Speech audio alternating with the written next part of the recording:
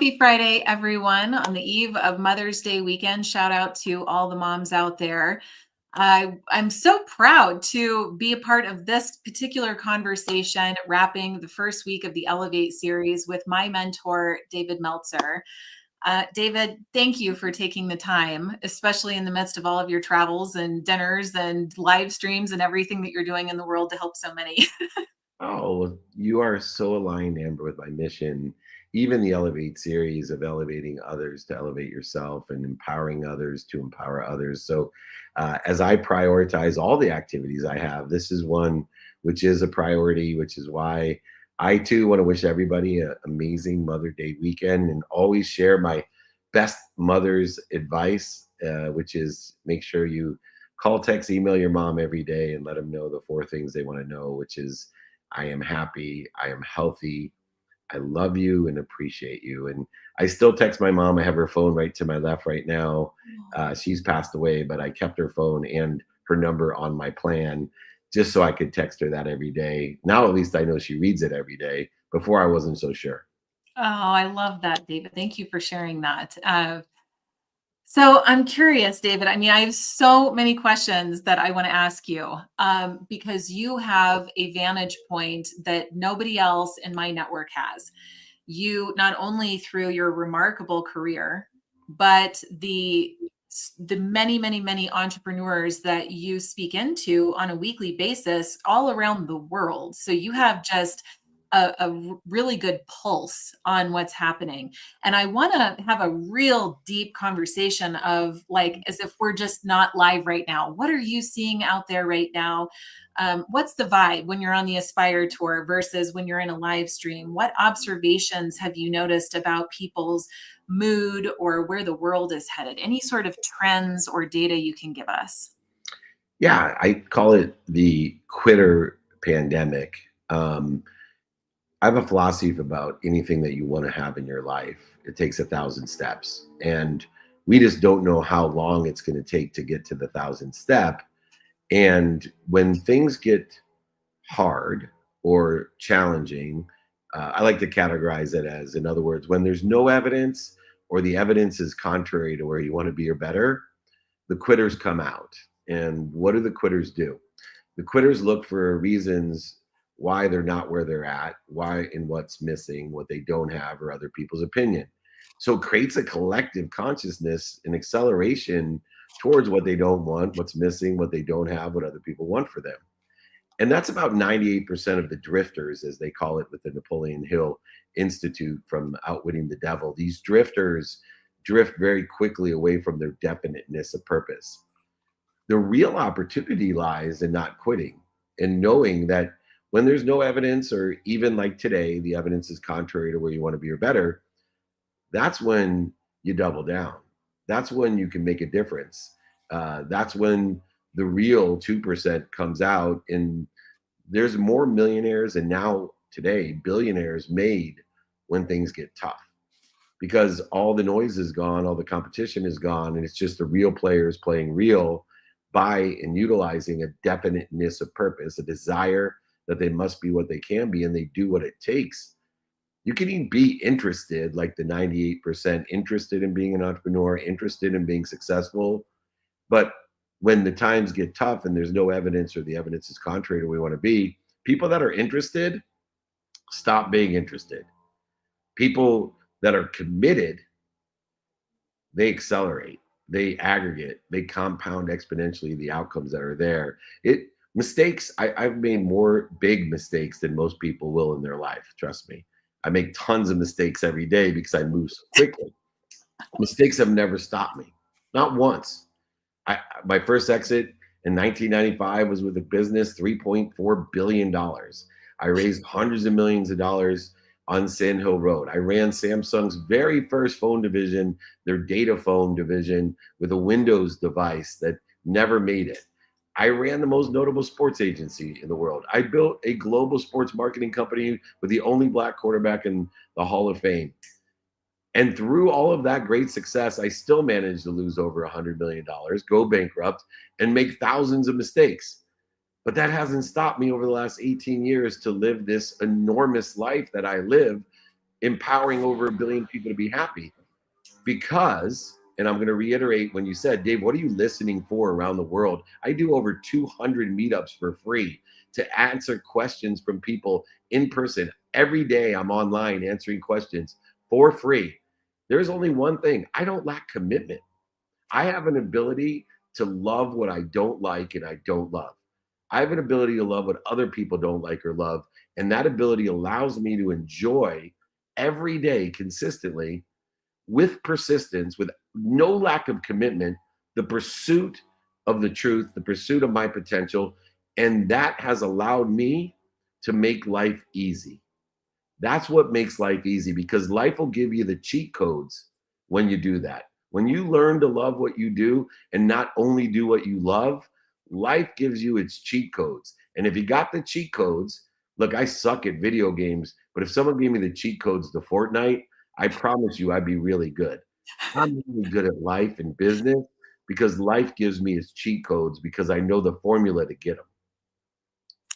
See why I love this guy? For those of you who don't know David, I mean, he just oozes wisdom. He can't help it. It's just nonstop fire hose of wisdom. I call it dummy tax. You call it wisdom. But thank you.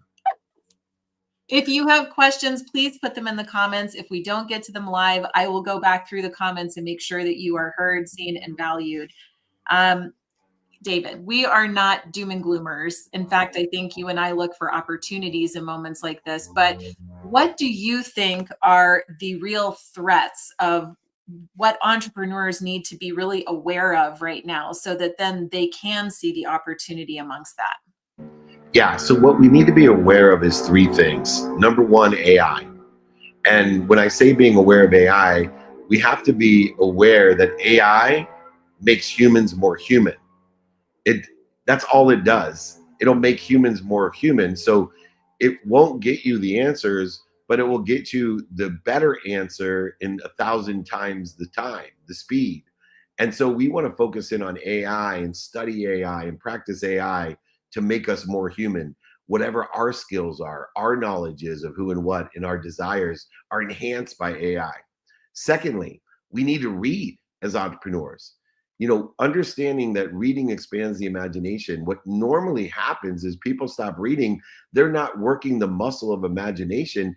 And if they don't utilize the imagination, they're going to start getting they're going to start having a difficult time seeing what's real, right? The inverse proportionality of knowing imagination shows you what's real. And trust me, one of the critical things of entrepreneurship today is knowing what's real, what's true, not what's imaginative. And also having an imagination, knowing that our own meaning of the past, the own meaning that we give things, it is what limits our future. It limits our imagination. It limits our self-image. And we will never overachieve our own self-image, which is created by the meaning that we give the past and created by our ability to know what's real and what's illusionary or imaginative. And then the third one is what I call old school selling. Man, Yeah. if you're an entrepreneur and you're not knocking on 150 doors a day, 7 days a week. And when I say doors, it could be in person, on the phone, via email, or media, traditional or social. But if you're not knocking on 150 doors a day, finding out would it help you if, or do you know anyone that helps me, I promise you, you are going to miss out. So you got to study AI, you got to know what's real by reading, and you got to knock on doors. Outstanding. I am going to drive ad money behind that segment that you just said because it was so right on. Okay, next question I have for you is, where the heck do we put our attention? And let me expand on that. There's this short-term need of, I've got to get money in the door. There's people that my sales cycles are longer. I'm not selling the way that I used to be selling. I'm nervous financially. So there's this short-term 911. While there's a long-term 911 of AI is going to replace 300 million jobs in less than 5 years. And how am I going to survive? What do I need to learn? What do I need to know? On top of your day-to-day normal responsibilities, parenting, if you're a parent, CEO, etc., and even preserving wealth. There's short-term strategy for that. Long-term, what am I going to be doing? And health, how can I navigate my stress, my anxiety, what's going on with my physical body? And this is an especially great question for David because of your beliefs and value around time. So, lot to unpack here, David. Where the heck do we place our attention moment by moment? Yeah, I think we have to understand first the formula that it's more than paying attention. It's prioritizing our attention according to a relationship that we have with circumstance and giving it our intention, the 5 levels of intention of what am I supposed to do, say, think, feel, and believe aligned with where I want to be or better according to the circumstances of today. And so creating a framework for people, what I like to do is have them categorize activities. See, we are in a human experience, which is very clear in its linear nature, meaning it's linear by the respect as a human being. It starts when my heart starts and it stops when my heart stops. My eyes can stop working, my ears can stop working, I can lose an arm. It doesn't matter. But when my heart stops, that linear human experience ends. So, what I like to do is take a far step back and say, okay, we have a human experience that is segregated, it's separated by an incremental time. It's the only certainty of the future, which is 24 hours. No matter who you are, the only thing you can guarantee me and anyone else on earth, as God has guaranteed us, 24 hours tomorrow you will have, unless one exception, it's the last day of your life, you will be cheated. And so now we understand the framework in which our activities, and we're utilizing those activities. And so within the framework of those activities, I now want to maximize my use of time and maximize it by saying, okay, I know circumstances screw me up because once I make a plan, time, emotion, and value changes according to these circumstances. How do I take circumstance out of the equation? I'll tell you how.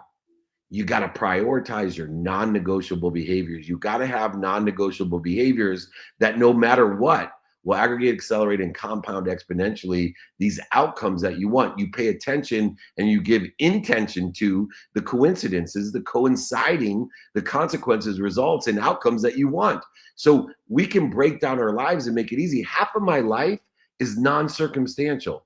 So I take 8 hours a day. That's a third of the guaranteed time I get. And I make my sleep non-negotiable. Yeah. No matter what happens tomorrow, I'm getting 8 hours of sleep. I have a sleep coach for 18 years. And my purpose, for the sake of what am I spending 8 hours sleeping? For recovery, knowing that those who recover better perform better, and access to the infinite amount of energy and infinite amount of information that already exists that I interfere with when I don't sleep well. So then I take my health. I give a minimum of an hour on my health. Then I take my family, a minimum of an hour on my family every single day. 2 minutes a day is worth 2 hours on a Saturday. So 8 hours a day and 1 hour a day is worth a fortune. And I'm taking circumstance out so I'm efficient, effective, and statistically successful. I'm not distracted by all the noise and all the other circumstances that everybody else falls into when they're accelerating in the wrong direction into void, shortages, and obstacles. Then beyond my family, I then take my faith and my finance. Then I study time and I study relativity, which is the meaning of time. That's all relativity means, is it gives meaning to time. And remember, it's the meaning that we give that time that what? Limits our self-image and will never overachieve our own self-image. It limits our imagination, never overachieve our imagination. So now I take 12 hours of non-circumstantial behavior, non-negotiably, every day, no matter what. So that leaves me 12 hours of awake time to do whatever the F I want.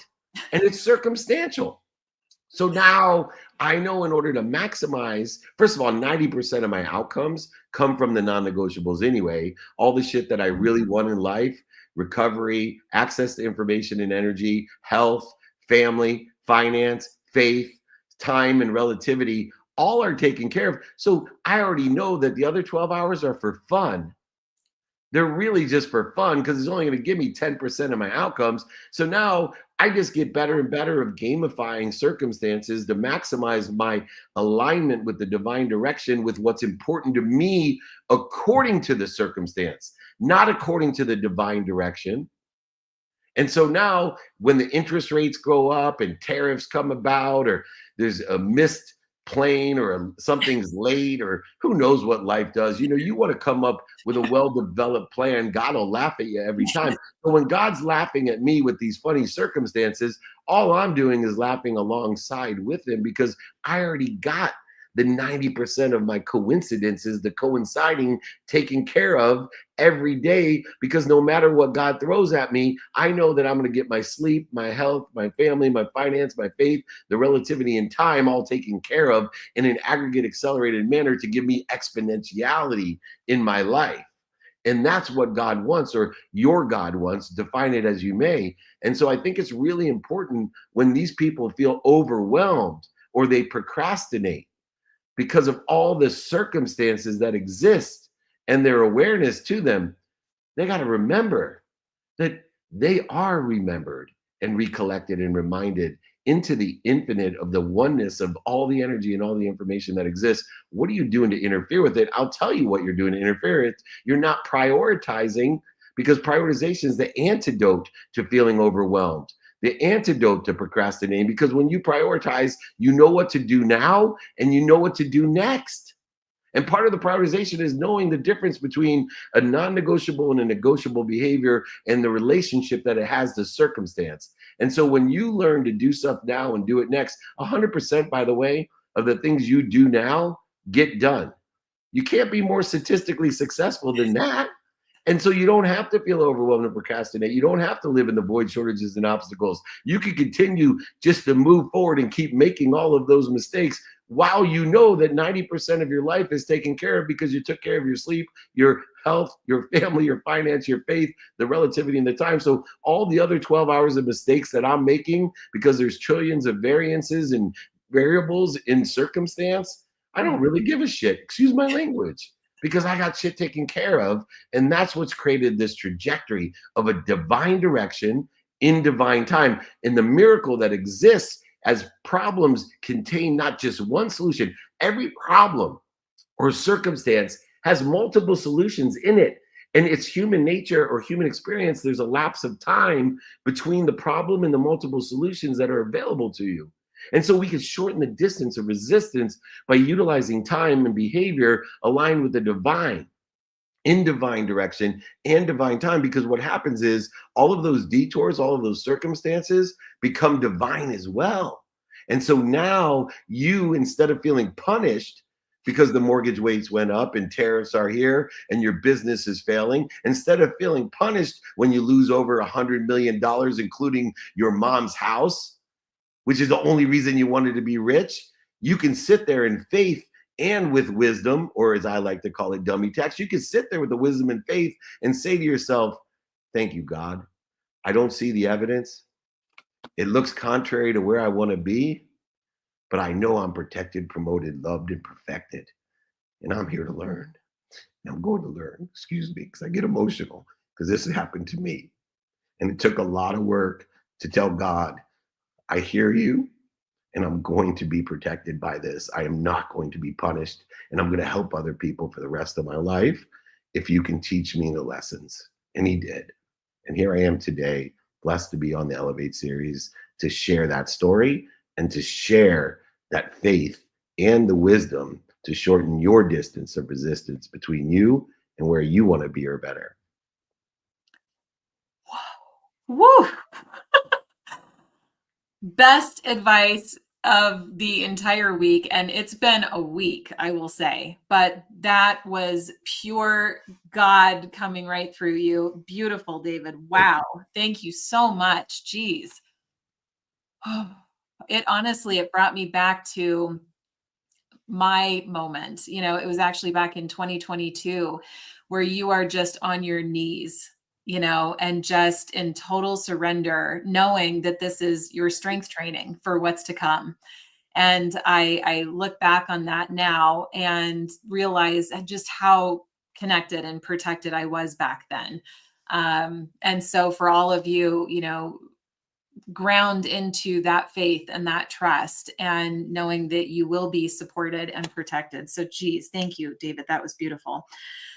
I want to ask a question about your own company and operation right now. And what are some of the tactical, practical things that you are doing based on circumstance to pivot and to adapt and be more resilient on a company level? Anything that comes to mind, any counterintuitive strategies or changes that you've made recently? Yeah, I'm constantly taking inventory of my capabilities and aligning it with these capabilities of skills, knowledge of who and what, and the mission of the company. And aligning the skills, the knowledge, and the mission with three things: what is doing well, what is stable today, and what I think is going to do well in the future. And so as I align the capabilities of the company by skills, knowledge of who and what, and the mission of making a lot of money, helping a lot of people, and having a lot of fun, of empowering others to empower others to do just that, then I'm able to, through the analysis of the skills, knowledge, and mission, with what's doing well, what's stable, and what I think is doing well, to identify careers, industries, and jobs that are aligned with what's doing well, what's stable, and what I think is doing well. And then I can address those communities in three different buckets. Majority, how can I be of service or value for free? A smaller percentage to create a group of people, like-minded people that want to help each other, know people that help each other, that will buy from each other and sell for each other for life. And then a more proximate group of people that I can work one-on-one with or as a business advisor. And I have effectuated understanding that I'm affecting every day. The majority of what I do is for free, like this, to impact millions and millions of people. And then I have like 5,000 people in a group.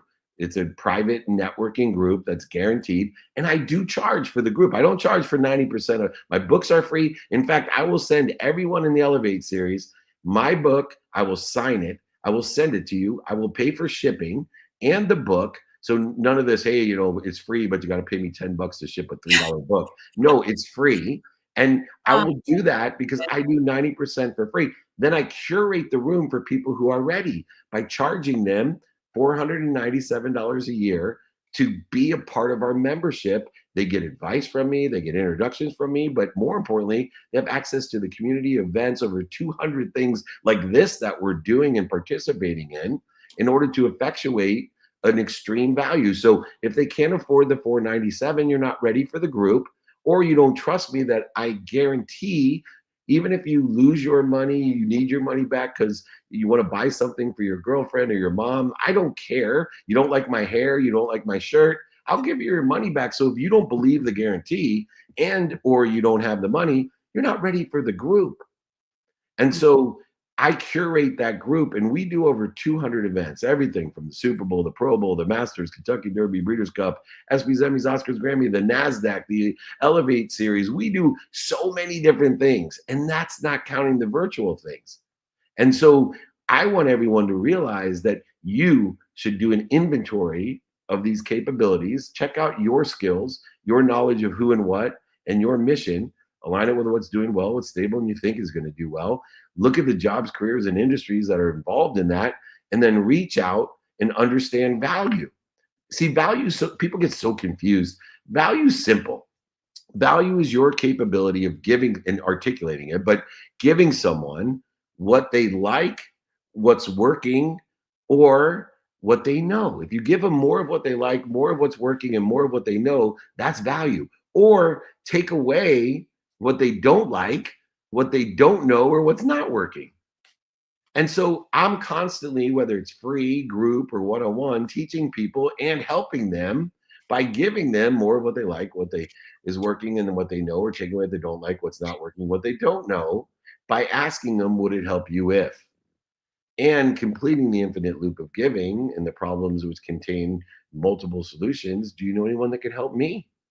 And through this infinite loop, I am ending up in a position where I'm giving more, I'm giving more, I'm receiving more. And through my faith, I'm asking for more than more.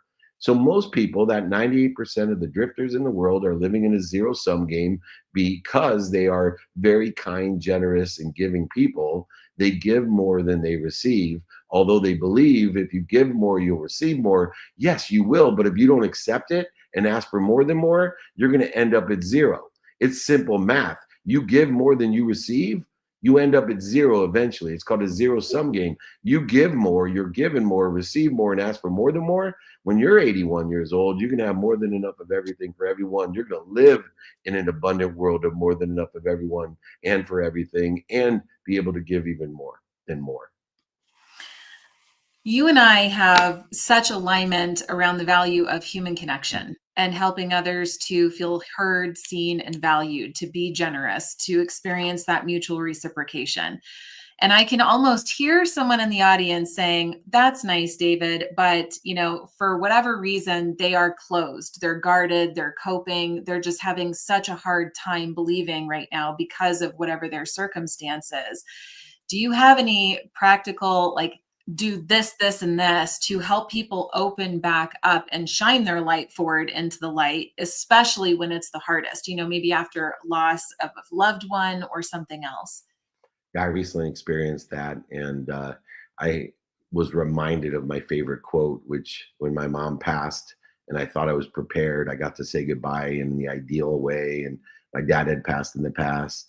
Uh, you're either humble or you're about to be, and I thought I would be fine. My heart's still broken, uh, and so as I'm going through this still today, because my mom was such an amazing person, and I fight it every day. I simply have the wisdom and faith to do one thing. See, I used to try to fight it, go over it, under it, through it, around it, lie to it, manipulate it, cheat it, and deny it.